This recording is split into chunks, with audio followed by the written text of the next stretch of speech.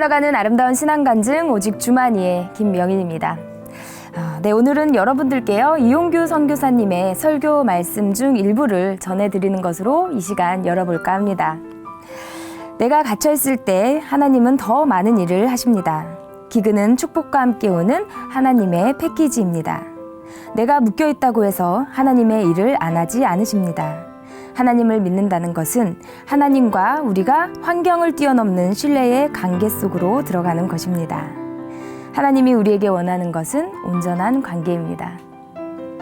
삶을 열어가는 아름다운 신앙간증 프로그램 오직 주만이, 오늘도 하나님의 온전한 관계를 소망하며 이 시간 시작하겠습니다.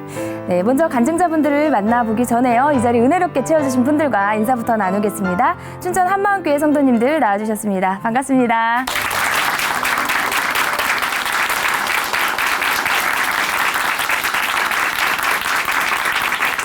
네, 오늘 첫 번째 출연자 만나보겠습니다. 이분은요, 믿고 의지하던 아버지가 17살 때 돌아가시고요, 여러 가지 힘든 상황들을 겪으셨다고 합니다. 어떤 이야기인지 춘천 한마음교회 임정자 자매님 박수로 모십니다.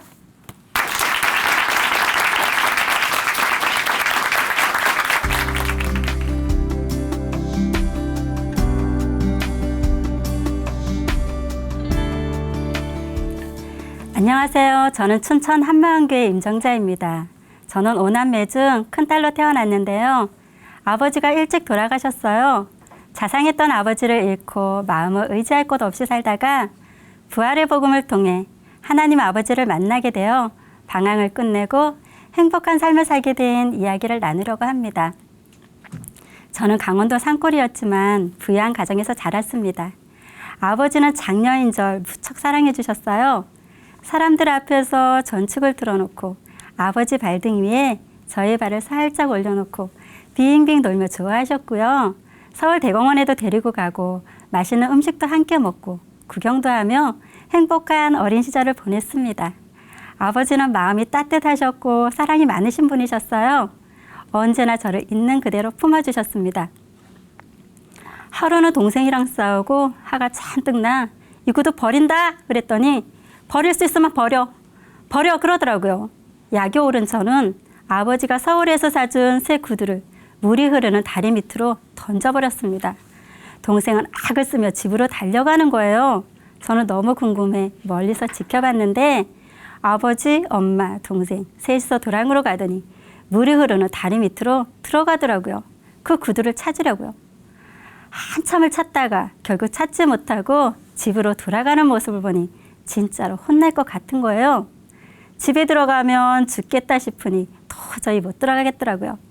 동네 여기저기를 헤매고 다녔는데 아버지께서는 제가 걱정이 되셨는지 저를 찾아오신 거예요.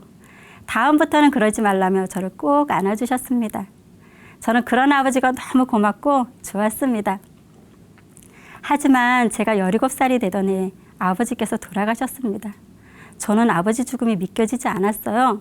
그래서 무작정 교회를 찾아가 하나님께 울며 떼를 쓰기 시작했습니다.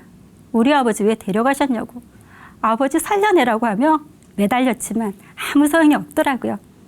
아버지의 죽음으로 저희 가정은 모든 것을 한순간에 잃어버리게 되었습니다. 아버지 장례식 날 친척들이 돈 문제로 싸우는 거예요. 아버지가 돌아가셔서 너무 마음이 아픈데 그런 우리 가족을 위로하기는커녕 그깟 돈이 뭐라고 돈 때문에 싸우는 친척들의 모습은 너무도 무섭게만 느껴졌어요. 그런 모습을 보면서 아버지가 살아계셨다면 이런 일은 없었을 것이라고 생각하니 아버지가 너무도 그리워졌습니다. 아버지가 돌아가신 후 가정 형편은 어려워지게 되었고 장녀였던 전 무엇이라도 해야 한다고 생각했기에 고등학교를 포기하고 고향을 떠나 서울에 올라가 일을 하기 시작했습니다. 아버지가 안 계시니 오직 믿을 건 나 자신뿐이라는 생각에 악착같이 살았어요.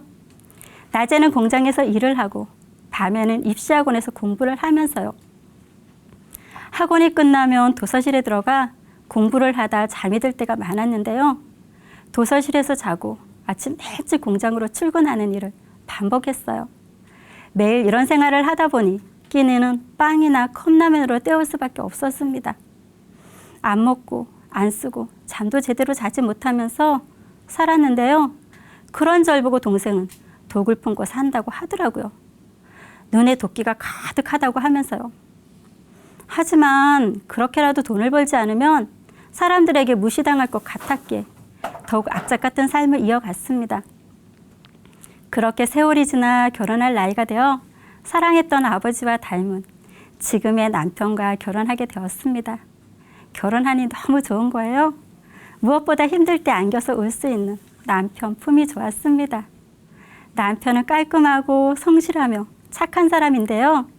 남편이 아버지를 참 많이 닮았어요.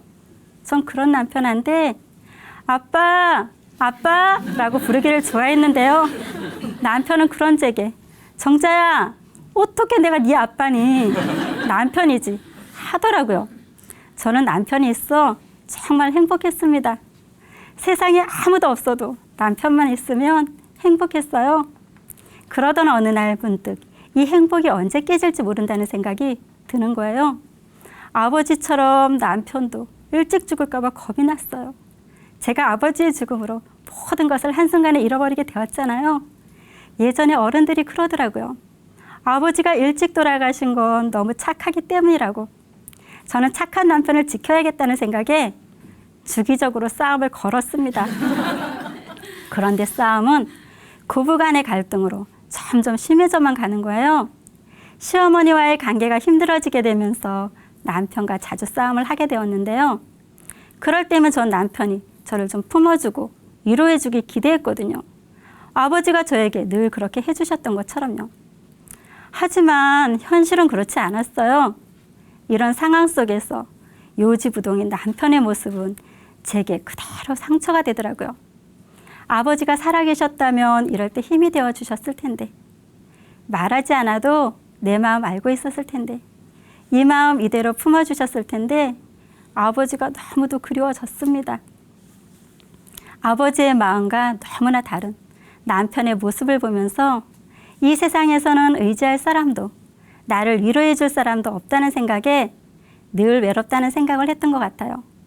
그러다 보니 저의 몸과 마음은 서서히 병들어가기 시작했습니다. 이런 시간들이 계속되면서 저는 남편과 이혼을 결심할 수밖에 없는 상황까지 이르게 되었고요. 남편은 제가 너무 힘들어하니 부모님과 한동안 인연을 끊고 살게 되는 일까지 벌어졌습니다. 그러면 마음이라도 편할 줄 알았는데 그렇지가 않더라고요. 그런 악착 같은 삶을 살아갈수록 아버지의 빈자리는 마음에 더욱 크게 남아 저의 마음은 더욱 공허해져만 갔습니다. 마음은 더욱 힘들어졌고 결국 몸까지 아프기 시작했어요. 셋째 아이를 낳게 되면서 몸과 마음은 최악의 상태가 되었는데요. 우울증과 불면증은 물론이고 심장 판막증, 전신 마비 증상, 천식과 숨막힘, 요르결석 등으로 119에 자주 전화하게 되면서 응급실을 드나들게 되었습니다. 그날도 몸이 너무 아파 큰 병원에 혼자 갔는데요. 결과는 심장 판막증이었어요. 저는 검사를 마치고 순서를 기다리다 졸도해 버렸습니다. 시간이 흐른 후 정신을 차려보니 병원에서는 다행히 저를 빨리 대처해 주었고요. 의사 선생님께서는 남편을 불러야 한다고 하시는 겁니다. 저는 바쁜 남편에게 피해를 주기 싫어 우리 남편은 바빠서 못 부른다고 말씀드렸더니 소리를 버럭 지르시며 지금 죽을 뻔했는데 무슨 소리 하는 거냐고 내가 전화할 테니 전화번호 달라고 하시면서 심각성을 알려주시더라고요. 그 후 천식과 숨막힘 현상으로 응급실에 자주 실려가고 몸은 점점 쇠약해지니 방바닥에 누워있는 날들이 움직이는 날들보다 더 많아지는 겁니다. 거기다 마음까지 지쳐가니 하루하루 사는 것이 지옥 같고 살 소망도 없어지더라고요. 모든 것이 바닥으로 치닫고 있을 때 전 하나님을 찾게 되었어요. 하나님, 저 좀 살려주세요. 저 살고 싶어요. 정말 간절한 마음으로 기도했습니다. 그러다 예수님을 믿고 달라진 동생이 생각이 났어요. 그 동생은 말을 심하게 더듬었었는데요. 예수님을 믿고 나서 너무나 달라졌거든요. 동생에게 도움을 받을 수 있지 않을까 싶어 전화를 했어요. 지금 나 죽을 만큼 힘들어. 나 좀 살려주라. 나 살고 싶어. 매달렸습니다. 그랬더니 동생은 내일부터 교회 수련회가 있으니 당장 내려오라는 거예요. 저는 살고 싶은 마음에 바로 짐을 챙겨 즉시 어린아이들과 함께 춘천으로 향했습니다. 수련회에서 저는 정말로 놀라운 말씀을 듣게 되었어요. 예전에는 하나님에 대해 막연했어요. 저의 죄를 위해 십자가에서 죽으셨다는 말씀에 감동되어서 예수님이 누구신지도 모르고 믿겠다고 했어요. 그런데 그렇게 막연하던 예수님이 2000년 전 실존했던 사람이라는 거예요. 그리고 예수님의 부활은 역사책에도 기록되었다는 거예요. 순간 이 부활이 진짜구나. 예수님이 사람이었고 부활도 역사적인 사실이구나. 부활이 진짜라는 것을 알게 되고 가슴이 벅차더라고요. 그동안 막연하기만 했던 제 신앙에 빛이 비치는 것 같았어요. 더 자세히 알고 싶어 요한복음의 예수님을 다시 보기 위해 성경을 펼쳤습니다. 요한복음 2장에 제자들도 예수님이 부활하신 것을 보고 예수님이 하나님이신 것과 모든 성경 말씀을 믿었다는 말씀에 또 한 번 가슴이 뛰었어요. 예수님이 부활하신 것이 진짜니까 그분이 하나님이신 것이 진짜구나. 그렇다면 하나님이 십자가에서 죽으신 것이구나. 추상적이었던 복음이 점점 더 실제적으로 다가오더라고요. 그리고 요한복음 10장을 읽다가 깜짝 놀랐어요. 예수님이 저에게 직접 말씀하시는 것 같은 거예요. 정자야, 나는 선한 목자란다. 선한 목자는 양들을 위하여 목숨을 버리거니와. 이 세상에 누가 나를 위해 죽어줄 수 있는가? 형제도 그럴 수 없고 가족도 그럴 수 없는데 누가 나를 위해 죽어준단 말인가 하는 마음에 뭉클했습니다. 예수님이 이런 분이셨구나. 이런 분을 내가 몰랐구나. 저는 제 삶이 너무 힘들다고 핑계대며 힘들고 지쳐있는 저를 위로해줄 대상을 찾고 있었어요. 어린 시절에는 아버지가 그 대상이 되어주셨고 결혼을 하고 나서는 남편이 그 대상이 되었죠.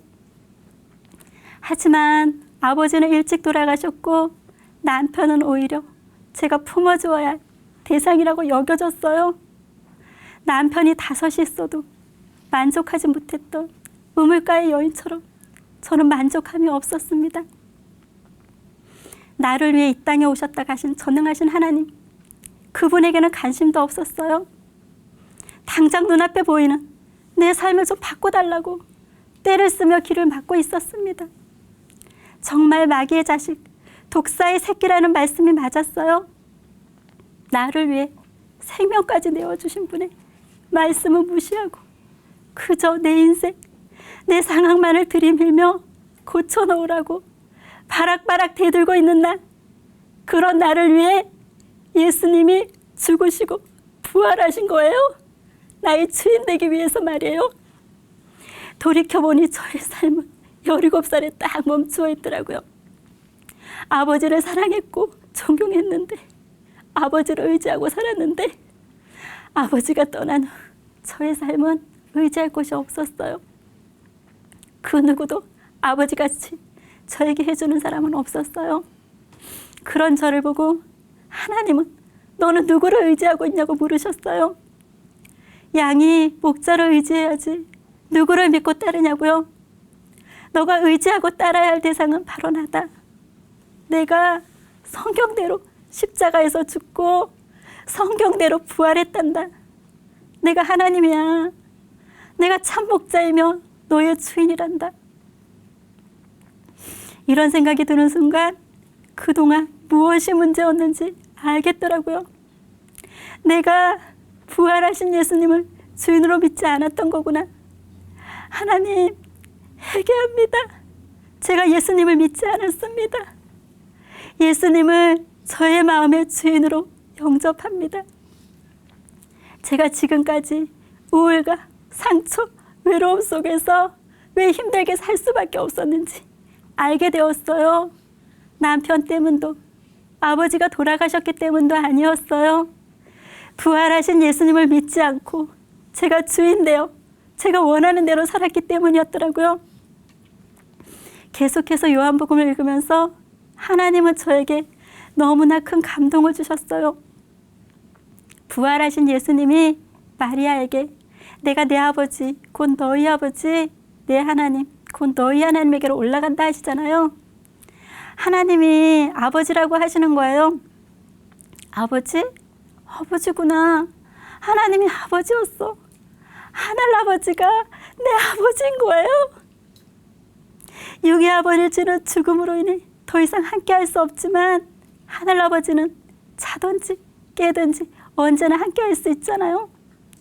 저와 영원히 함께하고 싶어 하시는 아버지의 마음과 사랑 앞에서 목 놓아 울 수밖에 없었습니다. 저는 기도 시간이 정말로 행복해졌어요. 힘들어도 문제가 생겨도 행복해도 말하고요. 하나님 사랑한다고, 하나님 고맙다고 말해요. 저는 이 시간이 아버지 품 안에 있는 시간이에요. 또 예배를 통해, 말씀을 통해 아버지께서 저에게 약속하신 말씀 붙잡고 기도하면 응답해 주시거든요. 제가 예수님을 믿고 난 후 제 마음의 변화를 이야기했더니 남편이 그러더라고요. 내가 너 잘 알잖아. 넌 절대로 변할 사람이 아니야. 라고 하는데 제 마음에 콕 박히는 거예요. 저는 정말 미안하다고. 내가 예수님 믿지 않아서 그랬다고 하며 남편을 예수님을 모시듯 섬기며 살겠다고 했습니다. 사실 저는 남편이 밤 12시가 넘어 들어오면 걱정도 되고 믿기도 했는데요. 그때부터는 새벽에 2시든 3시든 술을 먹고 들어와도 남편이 너무 사랑스럽고 예뻐 보이는 거예요.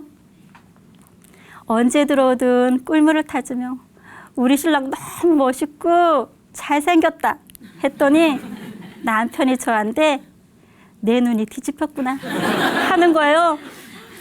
그러던 어느 날 남편이 저에게 정자야 정말 변했어. 이제 그만 변해도 돼.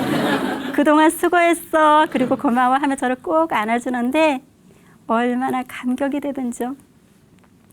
예수님이 저를 안아주시며 칭찬해 주는 것 같았습니다. 그리고 남편도 달라지기 시작했어요. 아버지처럼 저를 대해줄 걸 기대했지만 제 기대에 못 미치니까 매일 잔소리를 하고 바가지를 긁었잖아요. 남편은 그런 제게 실망하며 상처를 입었었나 봐요. 그래서 집에서는 늘 말이 없던 남편이었는데요. 제가 낮은 마음으로 섬기기 시작하니까 남편이 집에서 한마디 두마디 말이 늘기 시작하더니 이제는 가족들이 모이면 수다장이가 되어 있더라고요. 그리고 큰딸도 예수님 믿게 해주고 예쁘게 키워줘서 고맙다고 그러는데 얼마나 눈물이 나던지요. 제가 남편에게 순종하며 살았더니 아이들도 순종하며 사는 거예요. 저희 가정이 예수님 안에서 아름답게 세워져 가는 모습을 보며 살고 있어요. 그리고 남편과 큰딸은 저의 든든한 동력자가 되어 함께 주를 향해 달려가고 있습니다. 한동안 연락을 끊고 살던 어머님도 찾아뵙고 눈물로 용서를 빌었는데요. 어머님 죄송해요. 절 용서해 주시면 저를 좀 안아주세요 했더니 어머니께서 저를 꼭 안아주셨습니다. 부활복음을 전해드렸더니 어머님도 회개하고 예수님을 주인으로 영접하셨습니다. 하나님의 아버지라는 걸 알게 되면서 교회와 공동체에 대한 생각도 참 많이 달라졌는데요. 하나아버지를 둔 형제 자매이기에 바로 가족이더라고요. 그것도 죽음으로 갈라지는 그런 관계가 아니라 영원히 함께할 가족요. 저는 영원한 가족과 함께하는 것이 너무도 좋았어요. 그래서 공동체와 함께할 수 있는 곳이라면 어디든지 달려갔는데요. 아이가 셋이나 돼서 하나는 업고 하나는 안고 하나는 손을 잡고 다녀야 했지만 힘들다는 생각이 들지 않았어요. 그런 제 모습에 은혜 받으시는 분들도 있더라고요. 저는 요즘 정말로 행복합니다. 참된 목자 진짜 아버지를 만났으니까요. 그분과 영원히 함께할 수 있으니까요. 모든 분들이 부활하신 예수님을 만나 그분의 사랑 안에서 행복했으면 좋겠습니다. 하나님 아버지 사랑합니다. 감사합니다.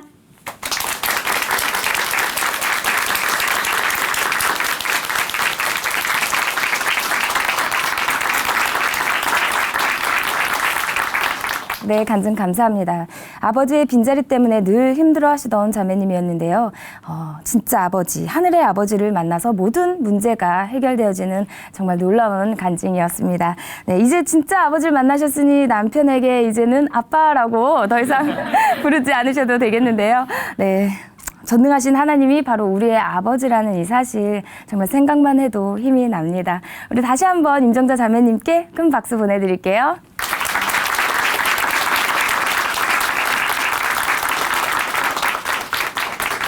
아름다운 믿음의 고백으로 하나님의 은혜를 나누는 오직 주만이 오늘 두 번째 출연자 만나보겠습니다. 돈이면 모든 것이 다 해결된다. 이렇게 생각하는 사람들이 있습니다. 아니, 요즘에는 좀 이렇게 생각하는 사람들이 정말 많은 것 같은데요.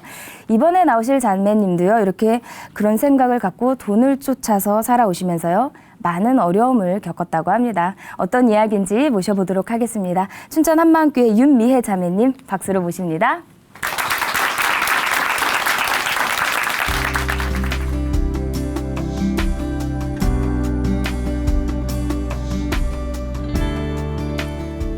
안녕하세요. 춘천 한마음교회 윤미혜입니다. 유전무죄, 무전유죄. 이 세상에서 돈 없는 게 죄라고 생각하며 살아왔는데요. 부활하신 예수님을 만나고 나니 이분을 믿지 않는 것이 가장 큰 죄라는 것을 알게 되었습니다. 돈이 삶의 전부였던 제가 이제는 예수님만이 전부인 자가 되어 최고의 부자가 된 이야기를 나누려고 합니다. 저는 가난한 가정의 이남오녀의 맏딸이에요. 아버지는 1년 365일 중 손가락 꼽을 만큼 집에 들어오셨고 우리가 어떻게 살든 아버지는 관심 밖이었습니다. 그래서 생계는 엄마가 꾸리셔야 했죠. 올망졸망한 어린 자식들을 위해 엄마로서는 굶기지 않는 것이 최선이셨고 다른 것은 꿈꿀 수 없는 팍팍한 생활이었습니다. 저희는 20년 동안 이사를 13번이나 했어요. 집세를 못 내서요. 월세가 밀리던 어느 추운 겨울 주인 아주머니가 창문을 모조리 뜯어가기도 했고 세간을 모조리 집 밖에 내놓은 채 구들장을 다 깨놔서 엄마 우리 칠남매는 찬이슬을 맞으며 산에서 잠을 자야 했습니다. 그리고 학교 생활하면서도 필요한 돈을 가져가는 것은 하늘의 별따기였어요. 어려운 가정 형편을 잘 아시던 담임 선생님은 상고 진학을 권하셨지만 대학을 가고 싶었던 제 고집을 꺾지 못하셨어요. 저는 강릉에 있는 인문계역으로 진학했고 늘 상위권의 성적을 유지했습니다. 드디어 고3이 되어 학력고사를 보았는데요. 좋은 성적을 받았는데도 선생님은 제 성적엔 전혀 관심이 없었고 오히려 가난한 걸 아시니까 대학 상담 자체를 해주시지 않고 대학 입시에서 아예 배제하시더라고요. 그렇게 저는 원서 한번 넣어보지 못하고 졸업식 때 혼자 울면서 집으로 돌아가야 했습니다. 고등학교 야간 자율학습을 하던 어느 날 담임 선생님은 친구들이 모두 있는 곳에서 윤미애, 너는 야자하지 말고 집에 가서 밀린 교납금이나 가지고 와 라며 호통을 치신 적이 있습니다. 친구들 앞에서 돈 때문에 인격이 무시당하니 사람보다 돈이구나 라는 생각이 제 마음에 크게 자리하게 되었어요. 이 일은 제 가슴에 깊은 상처와 분노가 되었고 돈을 좇으며 살게 된 결정적인 계기가 되었습니다. 그래, 돈 벌자. 사람보다 돈이 먼저잖아 하며 이가 딱 악물어졌어요. 돈 말고 다른 생각을 한다는 것 자체가 저한테 사치로 느껴졌습니다. 돈이 필요한 동생들이 줄줄이 사탕인데 써주는 것이 없다고 놀고 있다는 건 있을 수 없는 일이었죠. 돈이 없어 겪었던 인격적인 모욕을 제 동생들에게 절대 물려주고 싶지 않았습니다. 이력서를 들고 나 좀 써달라고 여기저기 찾아다녔지만 인문계를 나오니 할 수 있는 일이 별로 없더라고요. 자존심도 부끄러움도 다 버리기로 마음먹고 공공근로로 어르신들과 같이 산에 나무 심으러 다니고 공장에서 공순이로 사무실 격리로 영화관 매표소 직원으로 일했습니다. 공장에서 일할 땐 이런 일이 있었어요. 동생들과 같이 하루 종일 일하고 퇴근하면서 집에서 할 수 있는 아르바이트 거리를 공장에서 받아와 퇴근 후에도 계속 일했습니다. 그러면 당시 20대였고 남자친구도 있던 동생은 입이 이만큼 나와요. 나가서 데이트하고 싶었을 텐데 저는 그런 동생들을 붙잡아두고 부업까지 해가면서 돈 벌기에 집중했습니다. 그러다가 동생들이 투덜거리면 사 먹기엔 부담스럽고 해서 집에서 프라이팬만한 호떡을 딱 한 장 붙여가지고선 동생들과 나눠 먹으면서 살기도 했는데요. 이것이 유일한 외식이었습니다. 또 야채 파는 아주머니에게 토끼 먹이로 주겠다며 배추 껍질을 얻어와 김치를 담가 먹기도 했는데요. 그 순간 저는 토끼가 되었습니다. 또 저는 돈 때문에 병원 가는 것도 굉장히 아까워했는데요. 어느 날 아랫배가 아파오기 시작하는 거예요. 좀 참아보자 했는데 더 아파지더라고요. 그렇게 버티다 더 이상 견디기 힘들어진 저를 가족들은 부랴부랴 병원으로 옮겼고 검사를 해보니 염증이 심해서 복막염으로 번졌다고 하더라고요. 20대 중반쯤엔 아는 분을 통해 학원 강사로 일할 수 있게 되었는데요. 대학 졸업자들과 함께 일하다 보니 자존심 상하는 일들이 너무 많았습니다. 다른 강사는 하지 않은 청소를 해야 했고 커피를 타고 설거지를 하고 월급은 더 작은데 수업은 더 많이 해야 했어요. 그래서 틈틈이 공부를 했고 수능 시험을 보았는데요.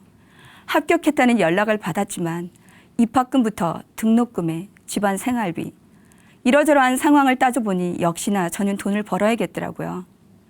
그래서 장사하면 목돈을 벌 수 있지 않을까 하는 마음에 아동복 장사를 시작하게 되었는데요.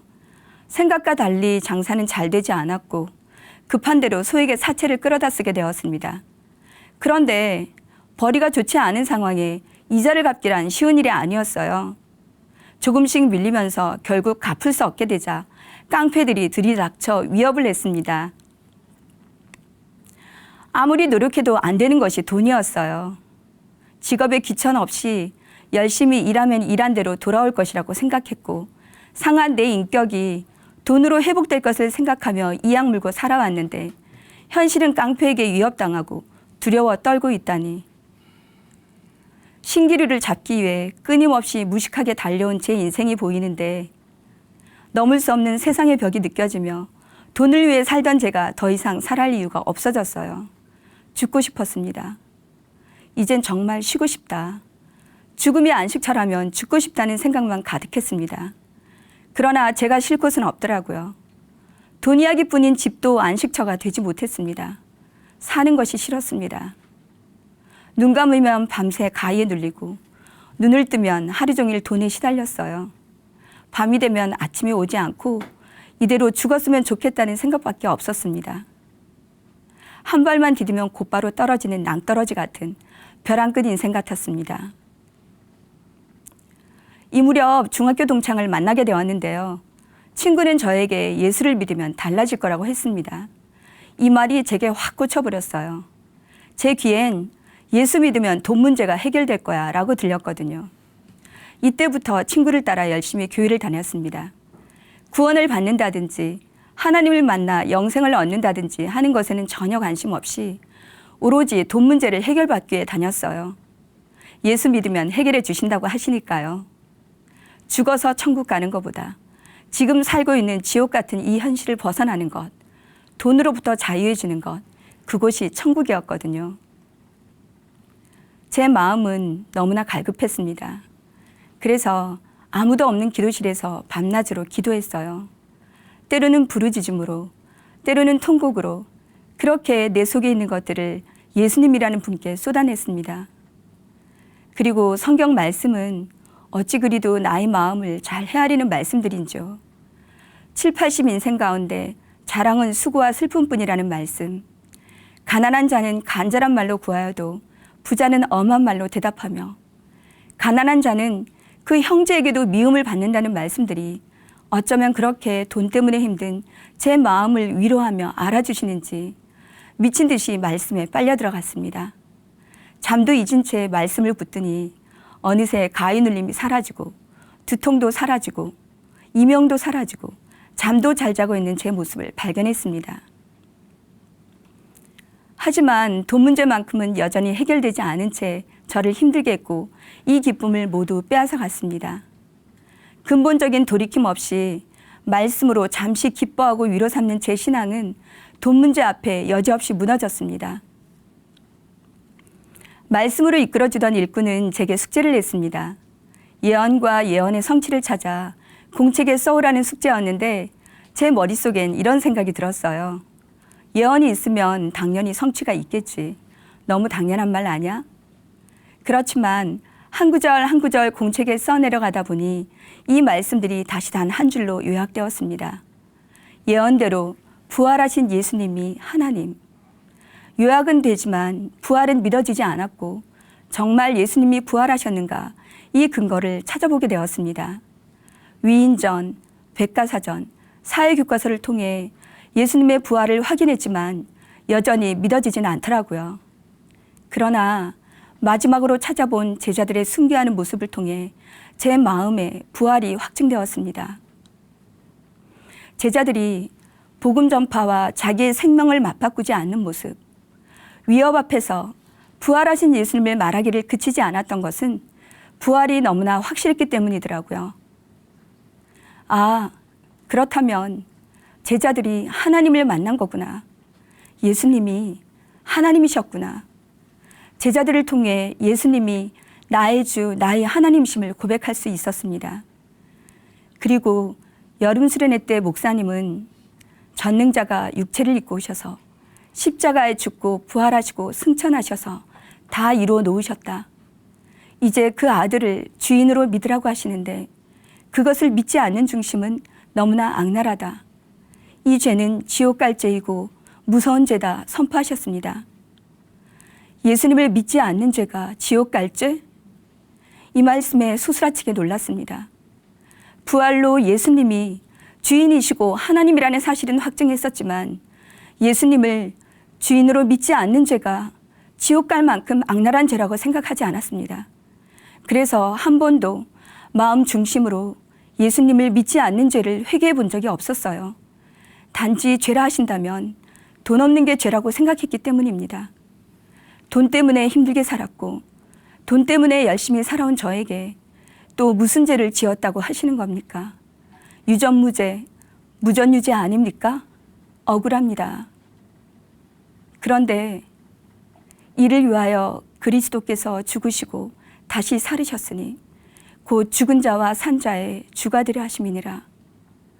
무엇 때문에 이분이 죽고 부활하셨나가 선명하게 보였습니다. 이를 위하여, 이를 위하여, 이를 위하여 산 자와 죽은 자의 주가 되시기 위하여. 어떻게 나의 주인이 되시는 것이 하나님의 목적일 수 있을까?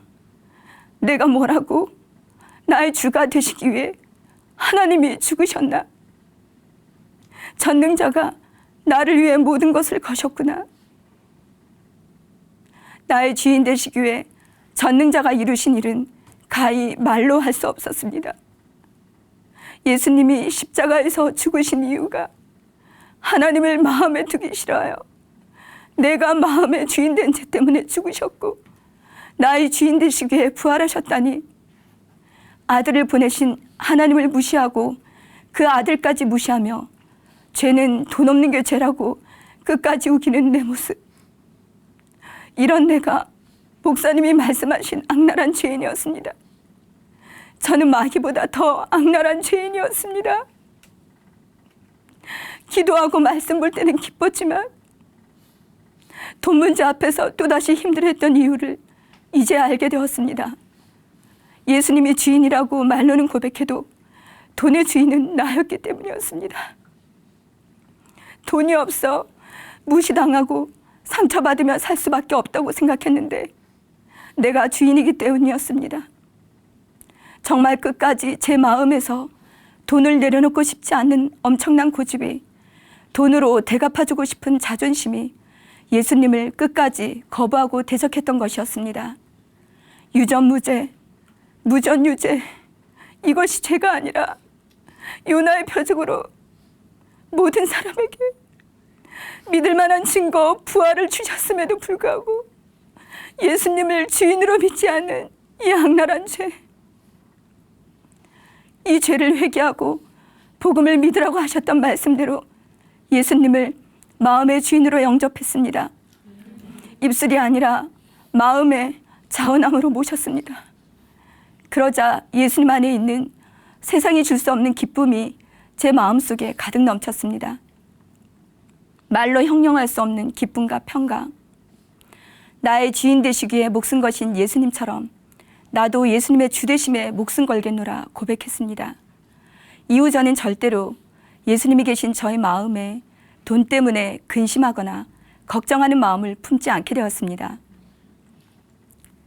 그러던 어느 토요 찬양 예배 때 목사님께서 이런 말씀을 하셨어요. 이곳이 권력 있는 사람도 자살해서 죽고 인기 있는 사람도 돈 있는 사람도 죽는데 왜 이런가 잘 봐야 해요. 그래서 생각해 봤습니다. 예수님 믿기 전엔 생존 원리는 돈 때문에 울고 웃고 죽고 살며 행복과 불행은 다 돈 때문이라고 생각했어요.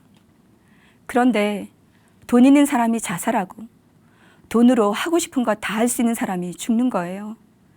왜 그럴까? 세상 임금이 마귀거든요. 라는 말씀 한마디가 선명하게 들렸습니다. 이 세상엔 임금이 있어서 임금은 세상을 다스리고 명령하고 세상은 임금의 명령에 복종하는구나. 임금의 말은 권위가 있어서 임금이 죽으라면 죽는 거구나. 아, 세상 임금인 마귀가 죽으라고 했구나. 그래서 죽는구나. 돈, 명예에 상관없이 마귀의 명령에 복종하는 것이 세상의 실상이었습니다. 정확한 세상의 실체가 보이며 티끌만큼이라도 남아있던 미련과 아쉬움이 완전히 박살나는 순간이었습니다. 세상은 붙잡을 것이 아무것도 없는 곳이었어요. 그리고 그 순간 한 말씀이 저를 완전히 사로잡았습니다. 이스라엘에게 회개함과 죄사함을 주시려고 그를 오른손으로 높이사 임금과 구주로 삼으셨느니라. 돈으로 나를 노예 삼았던 세상 임금이 아닌 예수님이 진짜 나의 임금이셨습니다. 예수님과 함께하는 나는 다 가진 자요. 모든 것을 소유한 자, 진짜 부자였습니다. 목사님은 돈 많아봐야 통장에 동그라미 늘어나는 것밖에 없어 라고 말씀하셨는데요. 예수님이 저희 주인이시니 모든 염려와 미래에 대한 불안도 이미 끝났더라고요. 또 제가 돈 때문에 겪은 고통을 동생들에게 절대 물려주기 싫어했잖아요. 동생들을 정말 행복하게 해줄 수 있는 것은 오직 복음밖에 없다는 확신이 들었습니다. 우울증으로 힘들어하던 셋째 동생에게 예수님이 부활하신 역사적 사실을 전해주었는데 증거가 없어서 믿지 못하던 동생은 예수님을 주인으로 고백하는 동시에 우울증과 죽음의 두려움에서 벗어나게 되었어요. 엘리베이터 줄이 끊어질까 봐 높은 곳으로 올라가지 못하던 동생은 8층으로 이사해서 자연을 누리며 섬김의 자리에서 충성하고 있습니다. 이런 동생밖에 모르던 제부는 저를 엄청 핍박했는데요. 동생의 변화를 조금씩 겪는지라던 제부는 돈의 주인이 예수님이심을 고백하며 누구보다 공동체를 사랑하는 자가 되었어요. 오빠의 암투병 중 간호하던 넷째 동생 역시 예수님을 주인으로 영접하며 저와 함께 복음의 길을 가고 있고요. 대쪽 같은 성격으로 자신만 믿으면 된다고 하던 오빠는 죽음 앞에서 인간의 무력함을 인정하며 생명의 주인이 예수님이심을 고백했고 복음의 일꾼이 되었습니다. 그리고 이런 오빠와 늘 맞짱 뜨고 싶어하던 막내 동생 역시 공동체를 누리고 있고요. 예수님이 죽고 부활하신 이유가 산자와 죽은 자의 주인이 되는 것이었잖아요. 이 말씀은 마치 예수님께서 내가 모든 사람의 주인이 되는 것이 목적이다 하시는 것 같았어요. 이 마음으로 지체들과 함께 저희 집에 모여 캠퍼스 영혼들을 위해 기도하고 곧바로 캠퍼스로 들어가서 전도를 했었는데요. 많은 학생들을 만나게 되었고 그 학생들과 함께하게 되었습니다. 함께 새벽을 깨우고 아침 식사를 하며 말씀 통독도 했는데요. 저와 같이 사명을 감당하는 젊은이들로 세워지는 것을 보면서 너무 기뻤습니다. 그리고 짬을 내어 책술에 책을 싣고 병실마다 다니면서 병원 전도도 했는데요. 안병동에서 만난 이분들에게 간절함으로 복음을 전했고 며칠 후에 가면 이미 세상을 떠나고 그 침상에는 다른 분들이 계셨어요. 천국에서 다시 만날 영혼들이란 생각을 하며 더 열심히 이 부활의 복음을 전하게 되었습니다. 저는 돈의 노예로 살았습니다. 돈이면 행복하고 돈이면 다 될 거라고 생각했는데 예수님을 만나니 이것이 얼마나 기쁨인지 꿈에서 깨어나게 되었어요.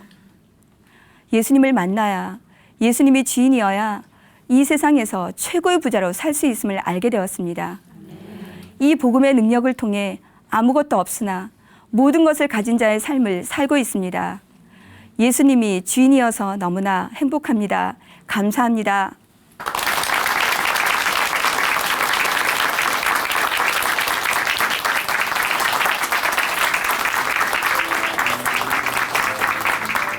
네, 간증 감사합니다. 네, 자매님의 간증을 들어보니까요, 정말 그런 것 같습니다. 뉴스만 봐도요, 돈 없는 사람이 자살을 하지만 돈 있는 사람도 자살을 하고요, 또 명예가 있어도 자살을 하고 공부 잘하는 사람도 자살을 합니다. 네, 정말 돈이면 다 되는 세상이 아니라 예수님이 주인이면 다 된다는 사실 다시 한번 새기게 되었습니다. 다시 한번 윤미애 자매님께 큰 박수 보내드릴게요.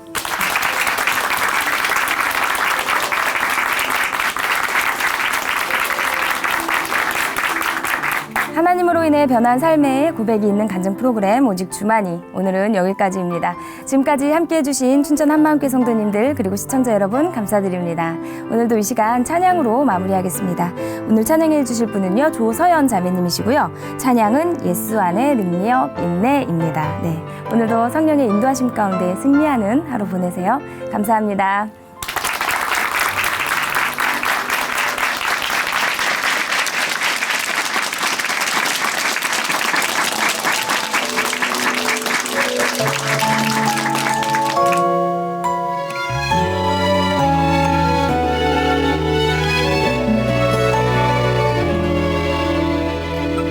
예수 안에 능력 있네. 나 힘이 없어 쓰러질 때도 넘치는 은혜와 사랑, 그 능력으로 승리 얻으리. 나는 인생의 성공을 너무 소중히 여겼네. 세상 명예보다 귀한 주